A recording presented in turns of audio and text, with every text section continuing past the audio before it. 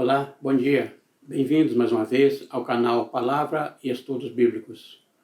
Que bom que o Senhor nos outorga mais uma vez uma rica e maravilhosa oportunidade de juntos nós aprendermos mais uma porção da sua santa e gloriosa palavra.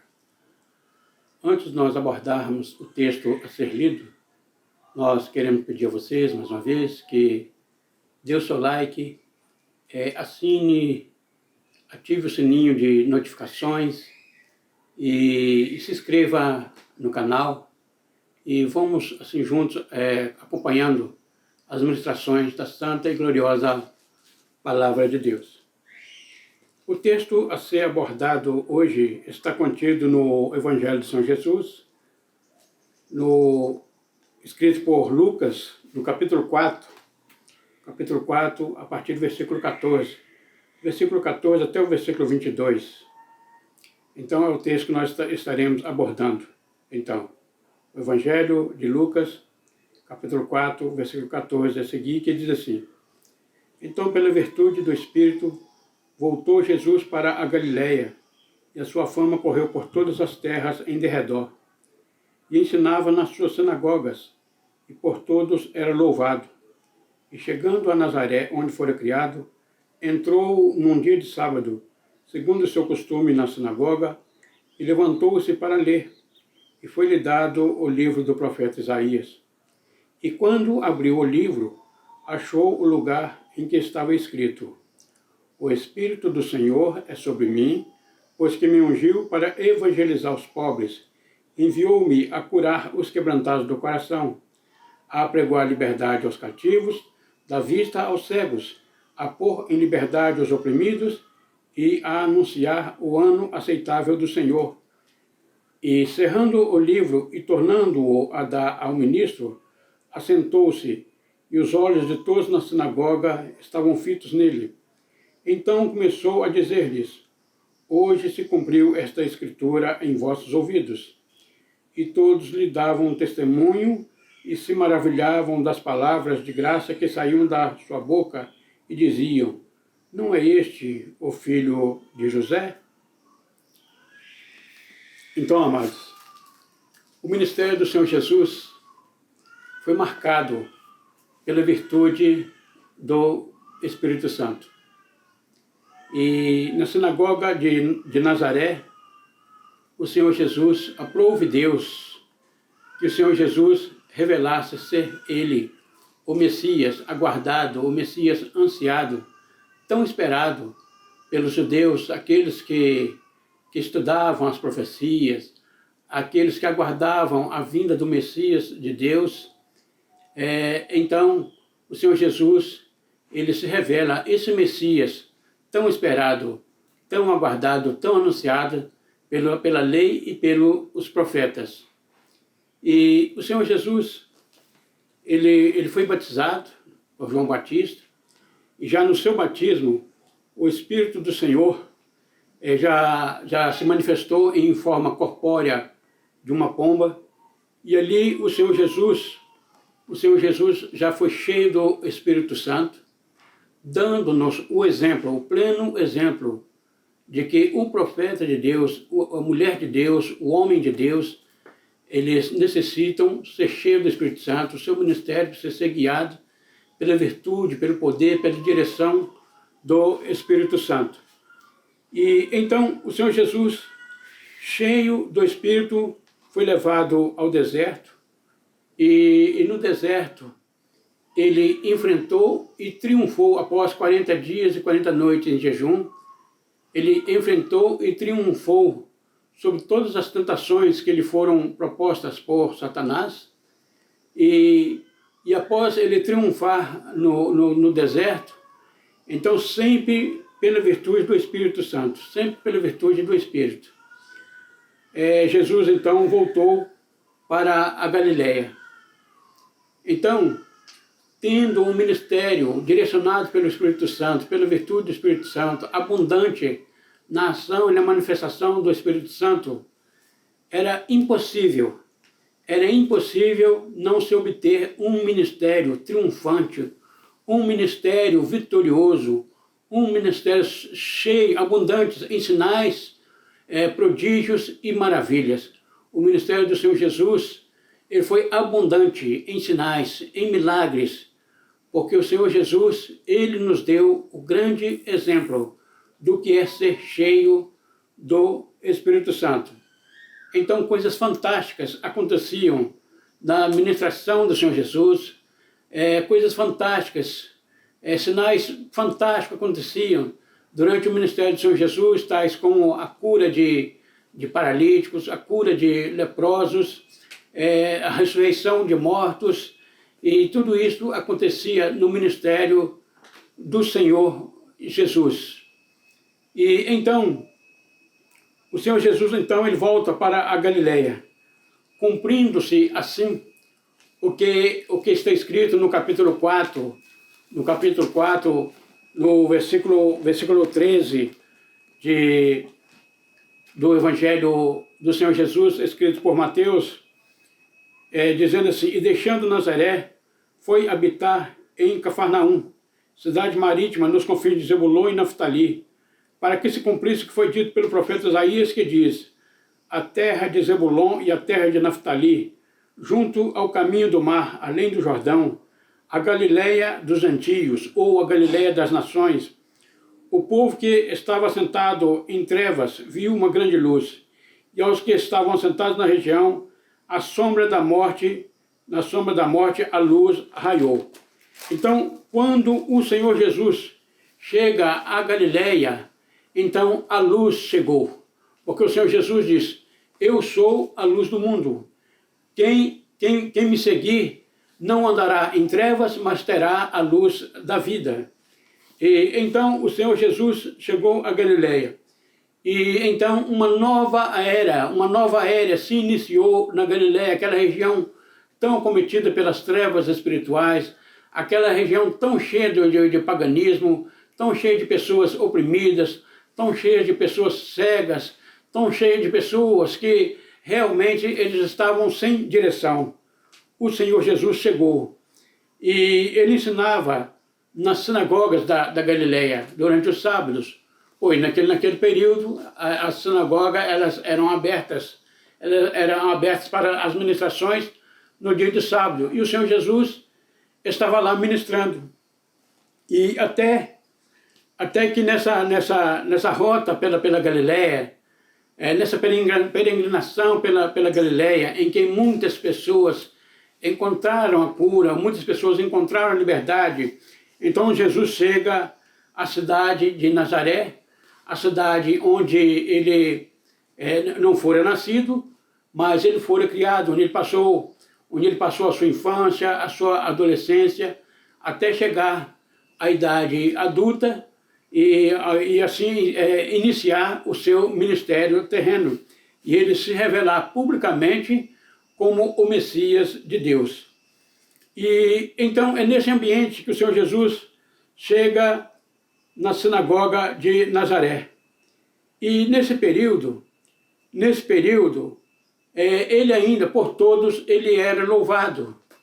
Ele se apresentou, né? Ele, de repente, apareceu na Galileia, apareceu na Judéia, na Galileia dos gentios, um pregador, um novo pregador, cuja ministração era diferenciada, cuja ministração era uma ministração cheia de vida, era uma ministração que falava aos corações dos ouvintes.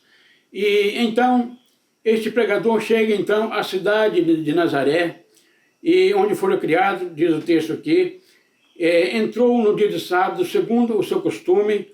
Por que segundo o seu costume? O Senhor Jesus, juntamente com João Batista, eles nasceram ainda, debaixo ainda do advento da antiga aliança. O Senhor Jesus vai nos dizer que a lei e os profetas duraram até João Batista. Então o Senhor Jesus, ele cumpria a lei de Moisés. Todos os desígnios que estavam na lei, ele cumpria, porque ele nasceu ainda no finalzinho do advento da dispensação da lei. E então, por isso, ele ia sempre à sinagoga aos sábados. E chegando lá, ele levantou-se para ler. pois nas sinagogas era costume de 7 pessoas, durante as ministrações, durante a liturgia dos cultos levíticos, era costume, então, era costume o ministro principal da sinagoga ler uma porção da Sagrada Escritura, um levita e mais 5 judeus comuns. Quem eram considerados os judeus comuns? Eram aqueles que eram frequentadores da sinagoga, mas que não detinham nenhum grau eclesiástico no sacerdócio levítico. Mas eles estavam habilitados a ler a Sagrada Escritura.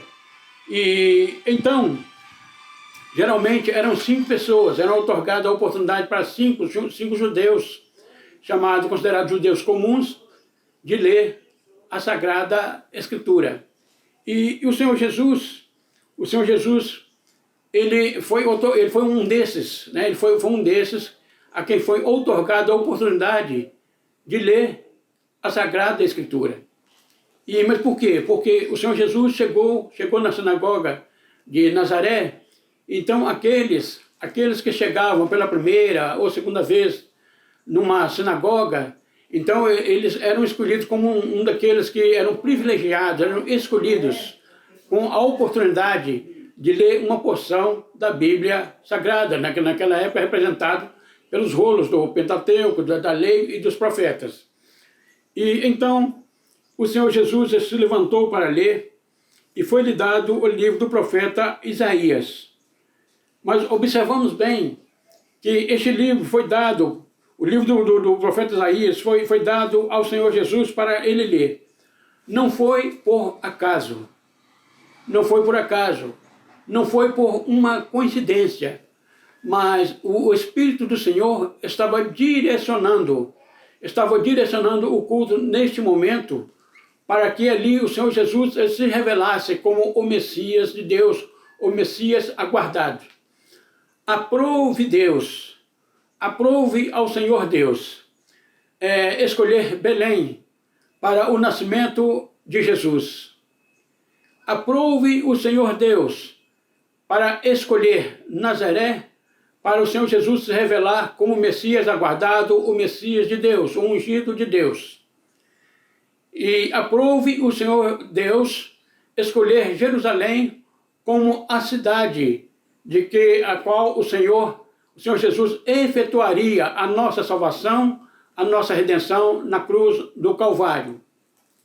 E então, o livro do profeta Isaías foi então entregue ao Senhor Jesus.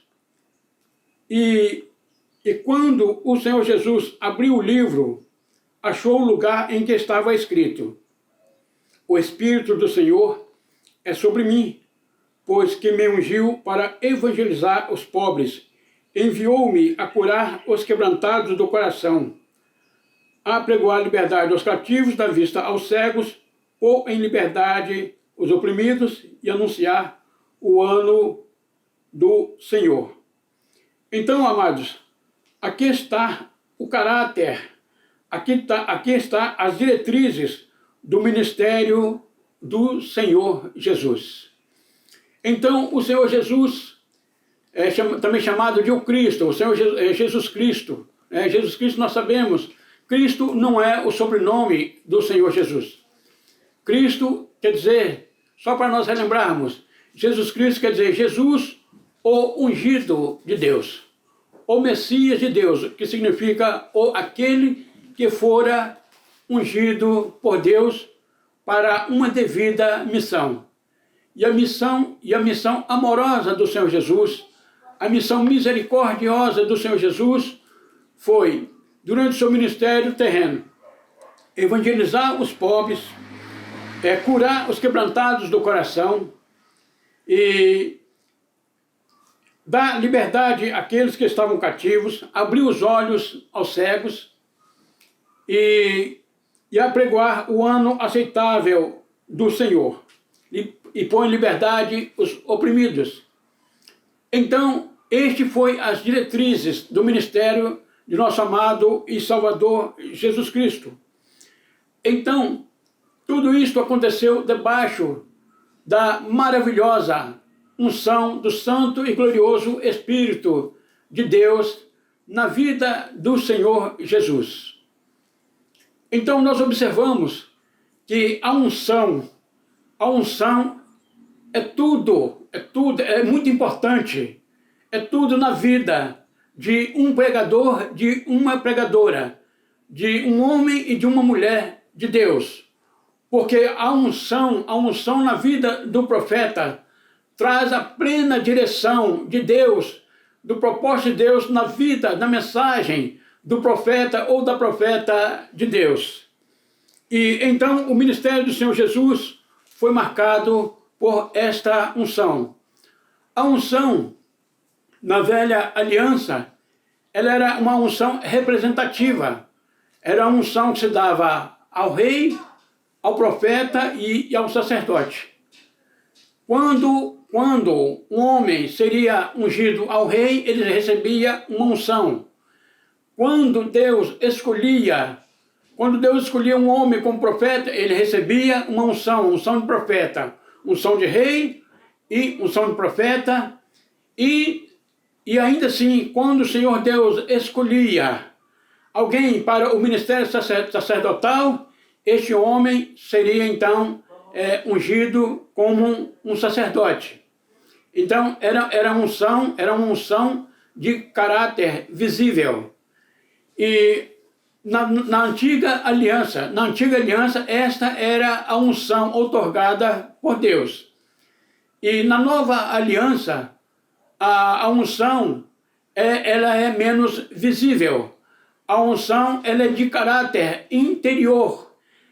O Espírito do Senhor vem sobre a nossa vida, vem sobre a vida daqueles que recebem o Senhor Jesus Cristo como Salvador. E então este homem ou essa mulher passam a exercer a função de profeta de Deus. Sendo que hoje, nos dias atuais, não mais é necessário as vestes sacerdotais, aqueles ornamentos levíticos do culto levítico, pois hoje a unção não se dá de uma forma de aparência visível, mas de aparência invisível. Mas sendo que quando há atuação dessa unção na vida do homem e da mulher de Deus, então esta unção ela se torna visível através da operação de sinais, prodígios e maravilhas, e libertação de pessoas e transformação de vidas, e de libertação de pessoas do cativeiro do pecado. Então, o Senhor Jesus, ele estava na sinagoga de Nazaré, onde ele se revelou como o ungido de Deus, o Messias de Deus. E após ele ler as diretrizes do Senhor Deus Pai, para o seu ministério, que era evangelizar os pobres, curar os quebrantados de coração, soltar os cativos, abrir os olhos aos cegos. Essa cegueira era de caráter física e também de caráter espiritual, e a pôr em liberdade aqueles que estavam oprimidos.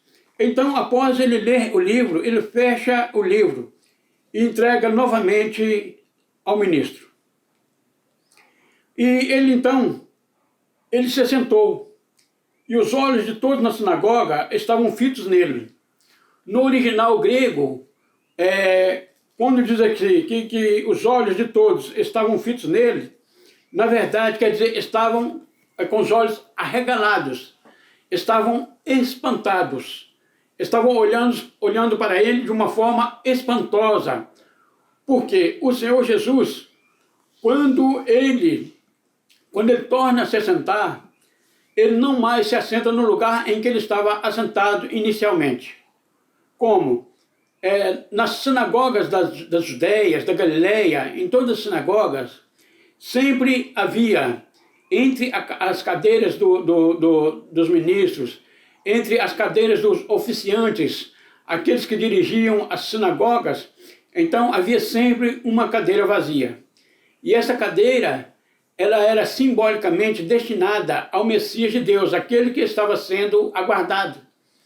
Pois os judeus, eles aguardavam ansiosamente pela vinda do Messias de Deus. E o Senhor Jesus, após ele ler esse texto, não por acaso, diz o texto aqui que ele achou o lugar em que estava escrito.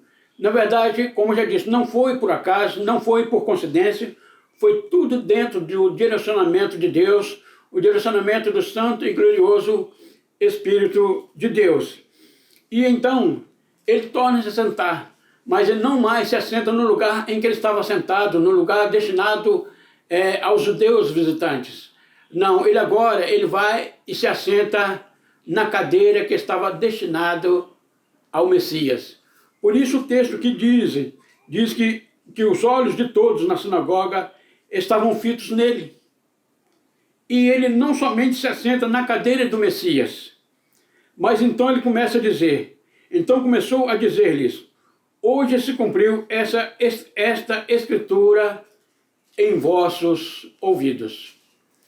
Então, amados, naquele momento, se os olhos dos oficiantes, dos ministros da sinagoga, daqueles que dirigiam a sinagoga, se os olhos deles estivessem abertos espiritualmente, se o Messias que eles estavam aguardando,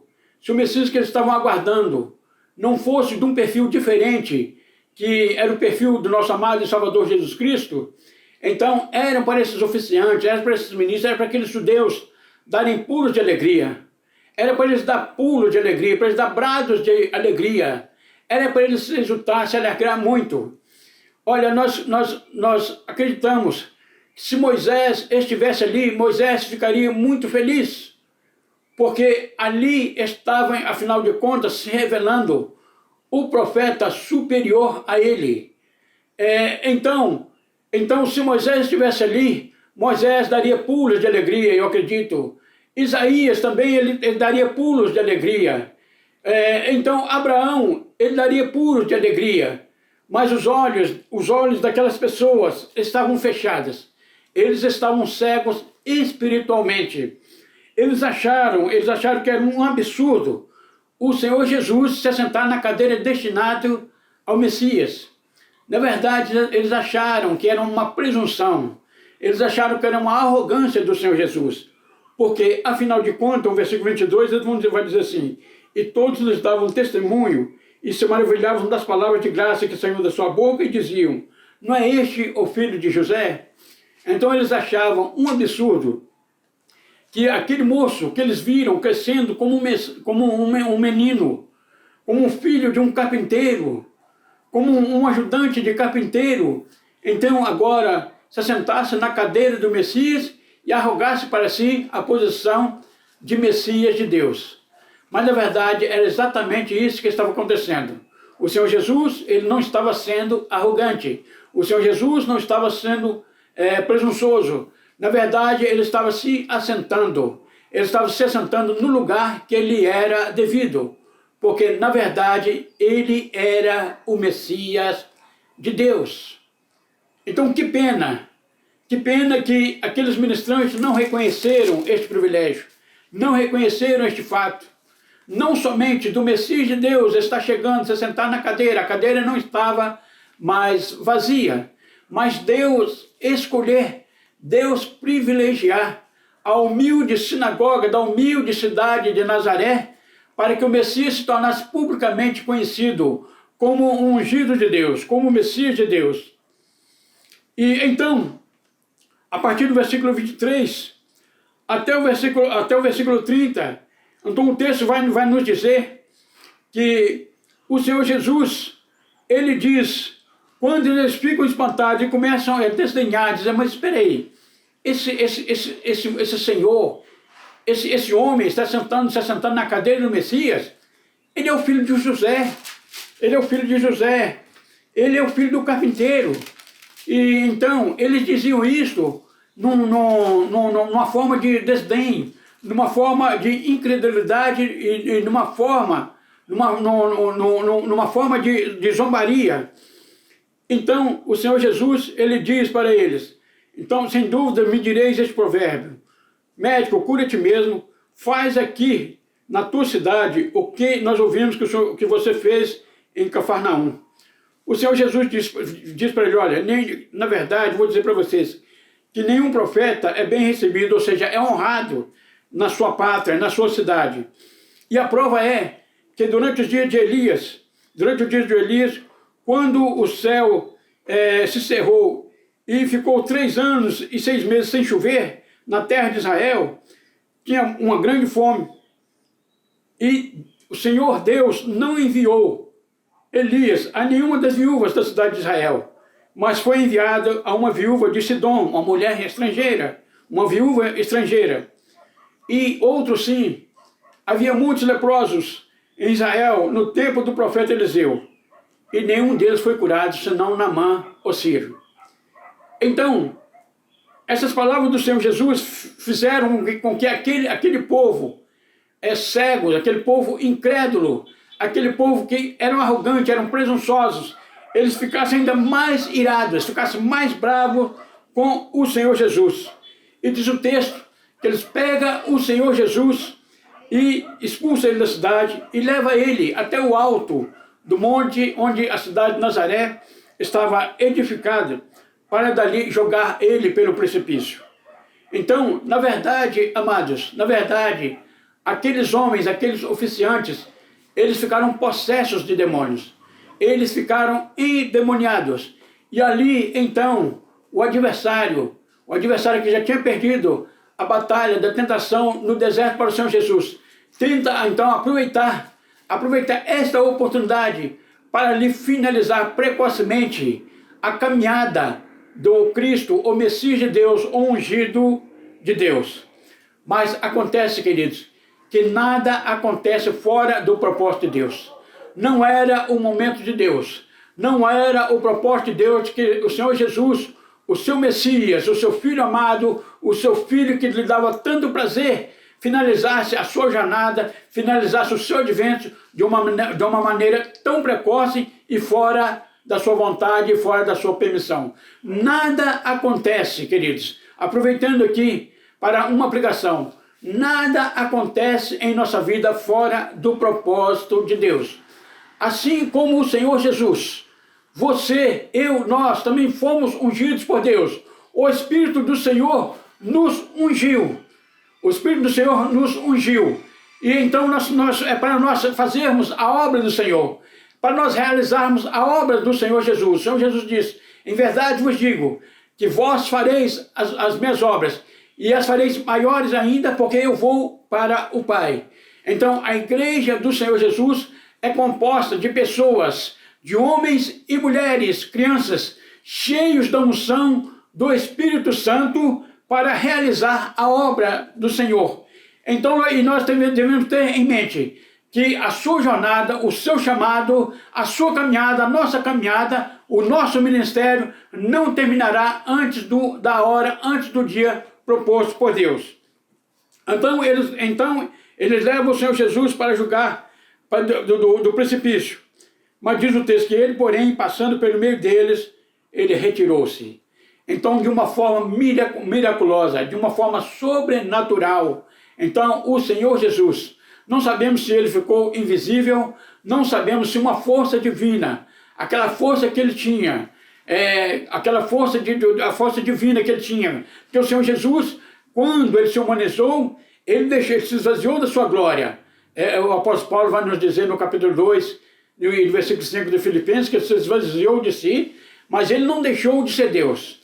Então, neste momento, nós acreditamos que ou o Senhor Jesus, de uma forma divina, ou ele ficou invisível, ou então uma força divina, a força divina de Deus Pai, então tomou o Senhor Jesus e ele passou pelo meio da multidão, porque a multidão estava enfurecida. Então não era um nem dois segurando ele, eram várias pessoas segurando ele para levantar ele no alto e jogar ele no precipício. Mas nada acontece fora do propósito de Deus. Os demônios que estavam na vida daqueles homens nada puderam fazer, porque ainda não era a hora do Senhor Jesus passar desta para voltar para a eternidade. Ele passaria na cruz do Calvário e como passou, onde ele exclamaria, Pai, nas tuas mãos entrego o meu espírito, está consumado. Então, queridos, que o Senhor Deus nos ajude, que o Senhor Deus nos guarde. Então, a grande lição que nós aprendemos aqui é que o ministério do Senhor Jesus foi marcado pela direção e pelo poder do Santo e Glorioso Espírito de Deus, pela virtude do Espírito Santo. A mesma unção, a mesma virtude está ao nosso alcance, está ao alcance da igreja. Por isso que a igreja do Senhor Jesus, apesar de tantas perseguições, apesar de tantas coisas acontecendo, apesar dos dias ser mal, mas a igreja do Senhor Jesus, aquela que será arrebatada, aquela que será levada para encontrar o Senhor Jesus nos ares, a igreja do Senhor Jesus, ela permanece incôlume, permanece intocável, porque ela é guiada e direcionada pelo Santo e Glorioso Espírito de Deus. Ela é direcionada pela virtude do Santo e Glorioso Espírito de Deus. A mesma unção que estava sobre o Senhor Jesus é a mesma unção que está em nós. E nós agradecemos a Deus e glorificamos ao Senhor nosso Deus por essa dádiva, por esse privilégio, por esse presente maravilhoso que Ele nos outorgou. Assim nós vamos continuar a nossa caminhada, vamos continuar a evangelizar, vamos continuar a pregoar a mensagem do Senhor Jesus, a mensagem daquele que é a verdade que liberta, e assim cumprindo o ide do nosso amado e Salvador Jesus Cristo, até a volta dele, para a glória de nosso amado e Salvador Jesus Cristo, para a glória de Deus Pai, para o engrandecimento do reino de Deus. Que Deus vos abençoe em o nome de Jesus. Amém.